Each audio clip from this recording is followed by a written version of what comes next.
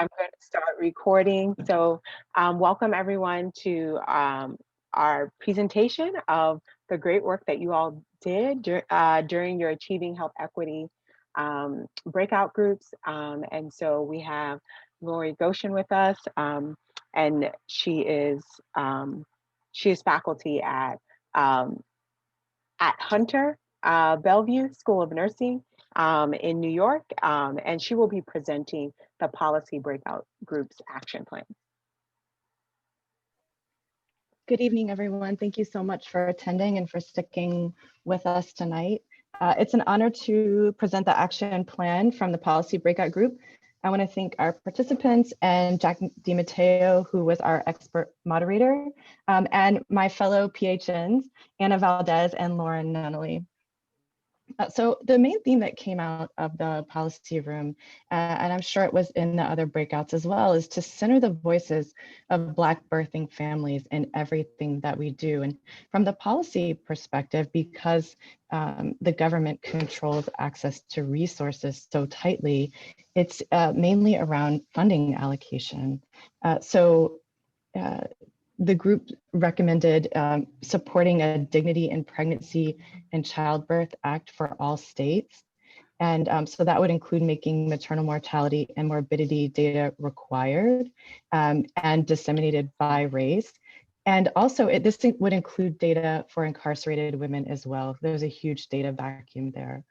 And building in accountability policies in custody settings in which incarcerated women are housed.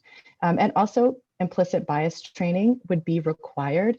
And our group, someone in our group also mentioned having it, if we can't do it at the either federal or state level, having the Joint Commission, which is an accrediting organization, require that training, and to require it not just for providers, but require it for all staff, from administrative and line staff in all care settings.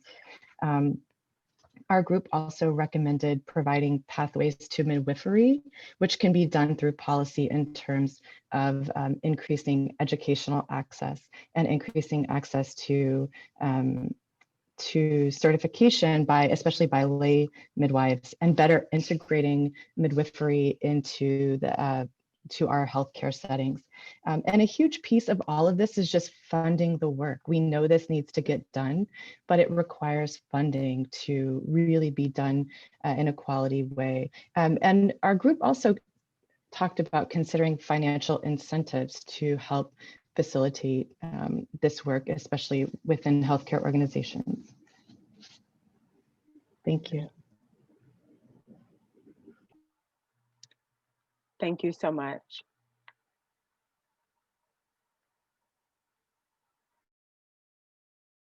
Thank you so much, Lori. I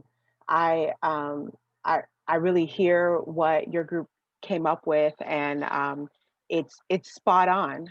Not only developing policies, but ensuring that there's appropriate funding and the integration of midwifery, not just nurse midwifery, but also lay midwifery, so that those birthing professionals can be better integrated.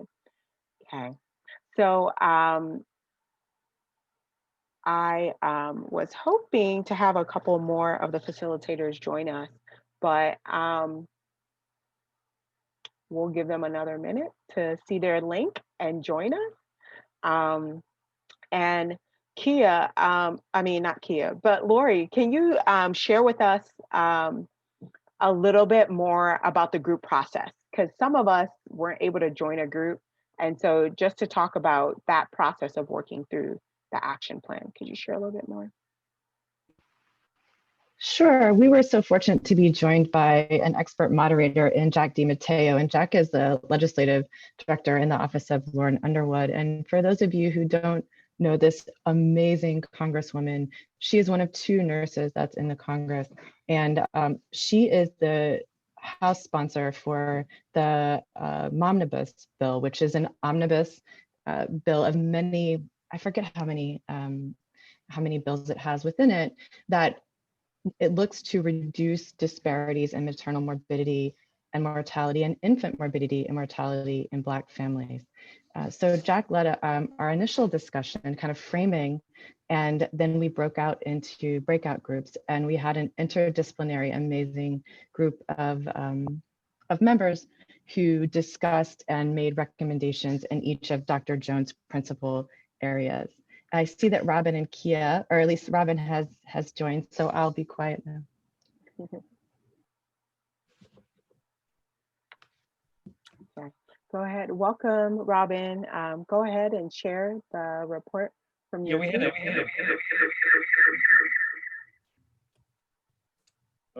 a great meeting. I don't quite know what's happening. Maybe because Robin, if you go ahead and turn down your speakers, and we'll be able to hear you because your computer will pick up your mic.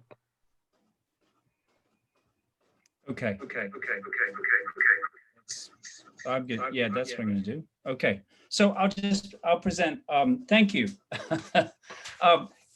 Great session. We had 74 people in our practice session, which made it into about 8 different groups.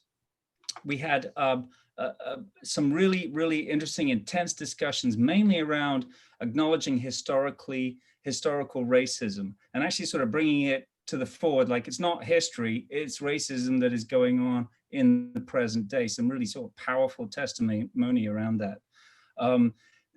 But also sort of a great sense of hope. We had nurses and midwives, some people working in OBGYN from around the country, talking about how this particular session, this particular opportunity to talk to each other, gave them hope that there was a chance to kind of see through this. Some key items we're thinking around ways we can change training to include bystander training. That certainly came out in that opening session as sort of like a real need for that. And how we humanize our workplace, right? How we develop team-based approaches, how we address cultural humility and humility across our practice. And then really this notion that we need to be training people and having it as part of our practice, this interrogation of power across our interdisciplinary partnerships. It's gone on too long that we've not questioned this. And it's an opportunity for us to kind of renegotiate that balance as healthcare providers and people working in things. I want to reemphasize this idea that we value people, we value the patients, we value the Black, Indigenous, people of color inside our workplace. That diversity, equity, and inclusion is not just one person said it's a catchphrase for those who don't belong, but they don't actually get to sit at the table and make decisions inside the workplace. So the practice thing became kind of a system conversation at the same time. And lastly, there's a lot of heads nodding in the table that for too long, nursing schools around the nation have not tackled their own racist systems and structures of education. And that it's high time that happened. The nursing students get training in these historical manifestations of oppression that are still going on. So that's kind of my short report. Thank you. Thank you so much for that, Robin. Kia? Okay, we were part of the research breakout group, and there's a lot of overlap between what the practice and policy people have discussed in terms of valuing all individuals and populations equally. The conversation centered around voice and compensation in terms of, centering communities' voices, bringing and integrating community members and community-based organizations in the research process, from devising the research questions through analyses, so the methods and interpretation of the data, all of that. Our moderator, Dazan, has a term called indigenous expertise, really centering and acknowledging communities as experts and counting their lived experience practices as data. You know, and she also posed the question around, you know, the distinction between researchers and participants, and who has the power of deciding who is included and who is not. So being very intentional about who we include as participants is a way of valuing all individuals and populations equally as well. Paying communities, not just like an incentive, but as researchers, is a way of valuing the community's input and their contribution to the generation of knowledge, and giving space for this. This is overlap into practice, but giving space for, you know, birthing people to respond in the clinical setting. So either in, you know, evaluation of programs, but also like in hospital rounding. It's just not the clinicians who have something to say. In terms of recognizing and rectifying historical injustices, recognizing that opportunities are available to white researchers that may not be available to people of color, you know, scholars of color. So the need for them to intentionally step back and pass on those opportunities and support the opportunities for their peers from non-white populations. Also implementing anti-racism curricula, not just in nursing schools, but in training programs and continuing education, you know, across all levels of experience. So, you know, really being intentional about talking about the historical backgrounds and the historical foundations and the historical trajectory that have led us to where we are today. Also, ensuring that researchers understand the historical background. So that would mean, you know, from the IRB period forward, you know, and if you cannot contextualize the research problem that you're identifying, or, you know, researchers are identifying, then they should not receive IRB approval, you know. So that situation of history is a great way to, you know, work toward anti-racism, addressing systemic racism in maternal health. In terms of providing resources according to need, in the research area, it's funding for research assistants and non-traditional students who want to pursue research but may not be able to live off of those stipends. Providing funding mechanisms, you know, for researchers to address structural issues, and not just as Sean, our fearless leader, identified as research safe zones, you know, that just focus on individual level behavioral change, but instead take on fundamental causes, you know.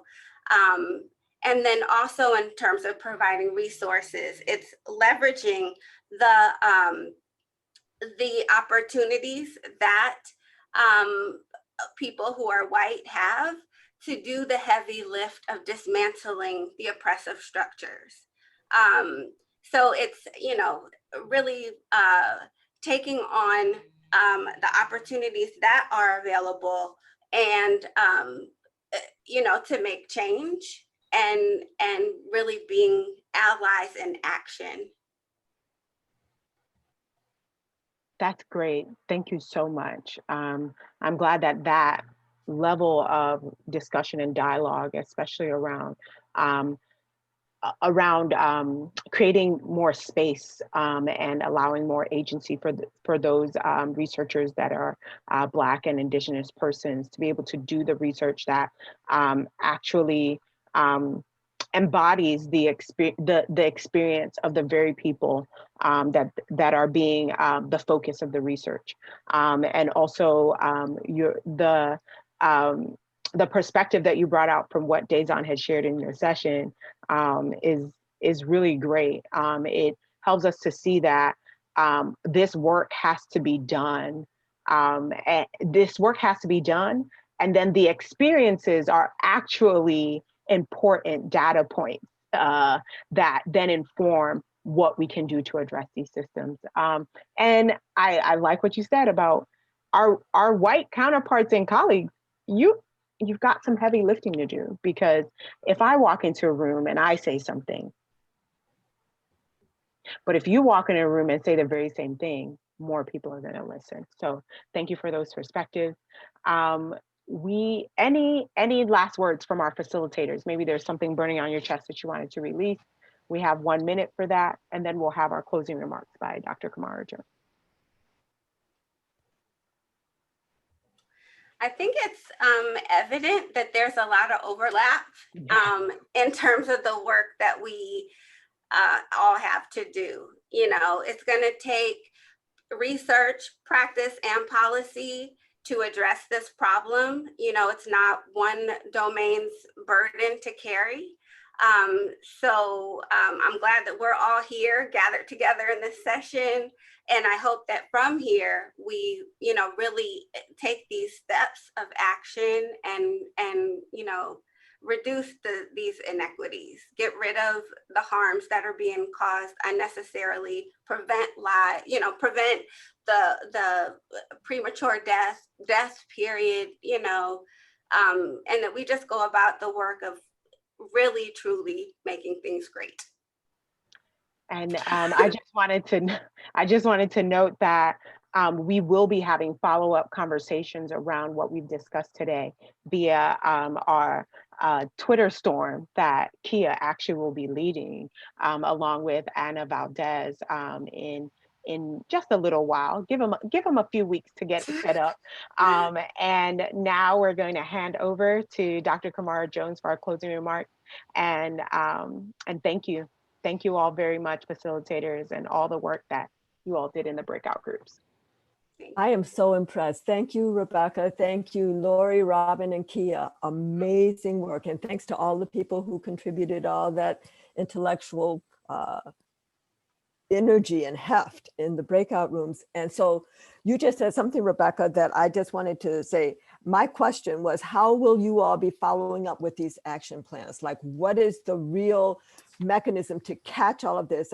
We're recording this, you guys have notes and all, but like, who are the people who are going to really do that? I really want an answer. So, I mean, like, is there a plan, Rebecca? Like, is it gonna, and are people going to report back at the next APHA meeting about what happened with this, or is it through other mechanisms? Maybe Rebecca, tell me what the plan is. For starters, everyone that participated will get a follow-up survey to see initially if what they learned during this session is moving them out from spaces of just learning about systems of racist structures that are affecting maternal health into being more active. So whether moving into allyship or allyship into co-conspiratorship. And then, as I mentioned, the ongoing social media conversations that will be happening. Kia and Lori are the new chairs of the racism pre-conference session. So they will be executing a full-on plan, but either one of them can share a little bit more about what their thoughts are for carrying on the conversation. I invite that right now if you guys want to say something. I was going to say, way to go, Rebecca, for handing it off, for passing the baton. The meet is not over yet, okay? But we talked about doing, Twitter, what are they called? Tweet, oh my gosh, Monica, are you still on this? Twitter chats, Twitter chats, and Twitter storms, yeah.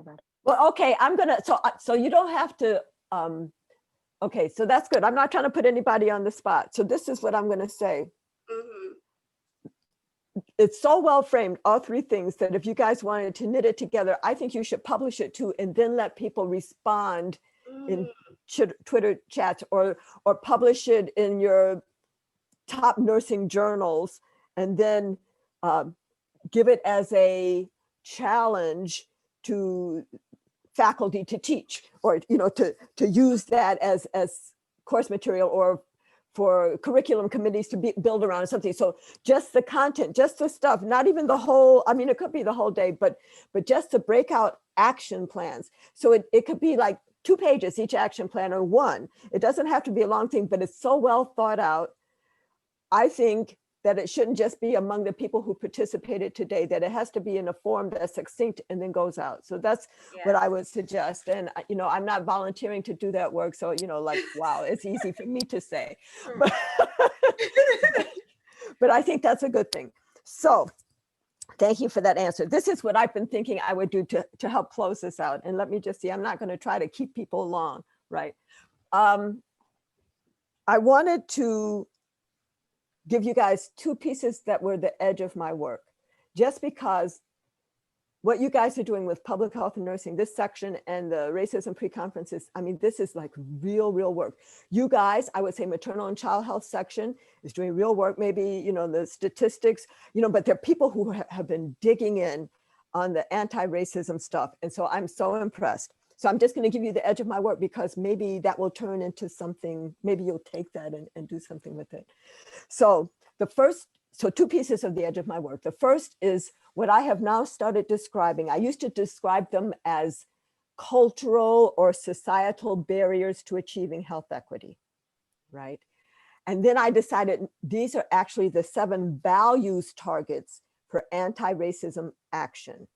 And that's because when I define racism as a system of structuring opportunity and of assigning value based on the social interpretation of how one looks, which is what we call race, that has 3 impacts: unfairly disadvantages some, unfairly advantages others, and saps the strength of the whole society through the waste of human resources. I know that we know a lot about the structural targets, you know, so residential segregation and how that turns into educational segregation because of how we fund public schools based on local property taxes, and zoning laws that turn into the environmental racism, and, you know, like, you know, the school to prison pipeline and how that manifests in terms of rules in schools and you know, all of it, you know, oh, I can't think of it, you know, like with children, oh my gosh, well, child welfare and all that. So anyway, but we got a lot of the structural piece. And it's as if the values piece has gone uninterrogated. As if the values piece, I wrote a little thing that I called Seeing the Water, 7 values targets for anti-racism action, that I published August 25th in the Harvard Primary Care blog, which is going to be a good way to get what I'm about to say kind of in writing. But that it's like we're swimming through this ocean. We don't see the water. We've been focusing on the wreckage, right? You know, and the things and the icebergs and stuff like that. But we also have to see the water, because sometimes the water obscures the wreckage, and they're part of the same ocean. Here are the 7 things. The first is that in this country, we are so narrowly focused on the individual that it makes systems and structures either invisible or seemingly irrelevant. It also makes our idea of self-interest very narrowly defined. We don't even count our cousins, aunts, and uncles, you know, much less people who live across town. It makes us not have this sense of there, but for the grace of God, go I, we're all in this together. You know, I am my brother's and my sister's keeper. And it also constrains how we even think we can have impact, because it's like, well, what can I do? It's such a big system, as opposed to collective efficacy. What can we do? So that's number 1, the narrow focus on the individual. The second is that we are ahistorical in this country. We act as if the present were disconnected from the past, and as if the current distribution of advantage and disadvantage were just a happenstance. And actually, when there was a conversation before about people studying and stuff, yeah, I think it's good for people to study things like how to become an anti-racist, how to be an ally or a co-conspirator or a compatriot, or however you want to describe it. But I think the deeper study has to be history. I honestly think that we need to be sending people to understand the history, the long and the short history of our thing. I think we should be reading, you know, Just Mercy. I think we should be reading by Brian Stevenson. I hope you guys all heard him today. Fabulous. I think that we need to be reading Michelle Alexander's, you know, The New Jim Crow, or Richard Rothstein's The Color of Law, or I haven't read this yet, but William Darity's From Here to Equality about reparations, or even The Debt by Randall Robinson. But then we need to be reading, Isabel Wilkerson, The Warmth of Other Suns, and now her new book, Caste, which I haven't read yet, but I hear is fabulous. So, and then just like playing up history, like we need to be going. So anyway, oh, that was a long time on the second one. I'll be faster on the others. The third one is the myth of meritocracy, that if we work, so the story goes like this: if you work hard, you will make it. Now, I give you that most people who have made it have worked hard, although it's clear that not everybody who's made it has worked hard. We have very prominent examples of that. But yes, even as we recognize that most people who have made it have worked hard, many other people working just as hard or harder who will never make it because of an uneven playing field structured by racism, sexism, all of these systems of structured inequity. When we deny those systems, we endorse a myth of meritocracy. We blame people for being lazy or stupid. And the way to deny racism, many ways. One is to say, I don't think racism exists. Another is to never say the whole word racism in the context of widespread denial. Because when you never say the word racism in our context, you're complicit with the denial. The fourth is our endorsement of the myth of a zero-sum game, that if you gain, I lose. Like I'm sitting at a potluck dinner and I don't want you to come over here because I think you're going to eat up all the food, and I don't even recognize you're bringing all kinds of cakes, pies, roasts, salads, fruits, all kinds of good stuff with you because I don't even value you. The fifth is our limited future orientation. The parts of the future that any of us can touch today are the children and the planet. We have a disregard for the children, a usurious relationship with the planet. Even with regard to the children, we have models of how we could be. So many American Indian nations have a 7 generations hence approach to decision making. What is the impact going to be 7 generations from now? A 100-year plan? We do not. And I am told that Maasai people, instead of greeting each other with, well, hey, how you doing? Greet each other with the question, how are the children? Hoping to hear the answer back, all the children are well. We don't even ask about how are the children in this country. And if we did, we certainly wouldn't get the answer, all the children are well, because not even all the mamas can survive and be well, right? Or the daddies, none of them.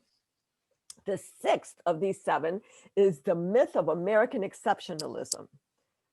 It is so deep that the US takes American to mean us, right? When there's North America, Central America, South America. So when we say American exceptionalism, we're really talking about US exceptionalism, but that we're so special, so ordained by God, so unique that usual rules don't apply to us. We can't be held accountable. We shouldn't even be interested in what's happening outside of our borders. And clearly there's nothing we could learn from other nations, when of course there's much that we could learn. And if we had only been learning about the COVID-19 pandemic, we still can, so many tens of thousands of lives would be saved. The 7th of these values targets is actually the foundational one, the first one, but I put it 7th because so people will keep listening to me, is white supremacist ideology, which I don't say as a lightning rod term. White supremacist ideology is just the description of the false idea of a hierarchy of human valuation by race. There is none. There's no hierarchy of human valuation by race, but that false idea that even if there were one, puts white people at the top as the ideal or the norm. It gives many people who are living as white a sense of entitlement. It results in the dehumanization of people of color, which we see in our clinical settings every day, which we saw when the life was crushed out of Mr. George Floyd by a police officer's knee. I mean, oh my God. And it results in fear at the browning of America that's underlying our political divide today. In fact, when I say that in my definition of racism, that racism saps the strength of the whole society through the waste of human resources, that is indeed true. But I'm thinking about adding to that definition to say, and by dividing us from one another and dividing many people from their own interest, right? So I do not know to whom to pass off these 7 values targets for action. I don't know if this is in the area of media or faith communities or community conversations or educational curriculum at the youngest ages, or even educational curriculum or conversations, anti-racism chats in workplaces, or, I do not know. And so I would be interested in what people are thinking about that. But I do know that both addressing the opportunity structures, the structural piece, as well as the value assignment, the values piece, they're both necessary.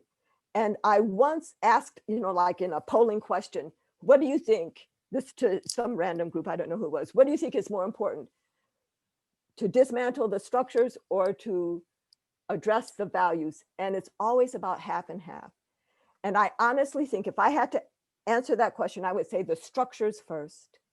The structures first, because we can change the structures and all through our laws and let the people with the negative values die out. But the only way that that strategy will be successful is if we interrupt the transmission of those values to the younger generation. So I would say structures first, along with the strategy to interrupt the transmission of the negative stuff, the individualism and all of that stuff to the younger generation. And I actually plan to do my part with publishing my different allegories on race and racism as a series of children's books. So that's part of my life plan to do that. So let me see if I've used up all of our time. I have, it's 9. So I won't tell my other story because we've got to go, but I will say that I did tell that story. We taped, so Dr. Benjamin honored me with the executive director citation this year.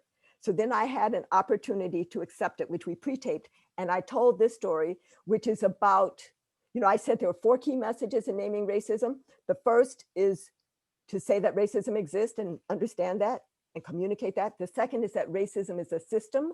The third is that racism saps the strengths of the whole society. And the fourth is that we can act to dismantle racism. With the second point, that racism is a system, is the point of my new allegory that I call cement dust in our lungs. I haven't written it up yet, haven't illustrated it to present it. Every time I tell it is somewhat different. Maybe I've told it 17 times now, and so I was going to tell it again and see how it came out this time, but I'm not going to do it. I'm not going to hold you, but there's a taped version of it for the award ceremony, which is Tuesday night.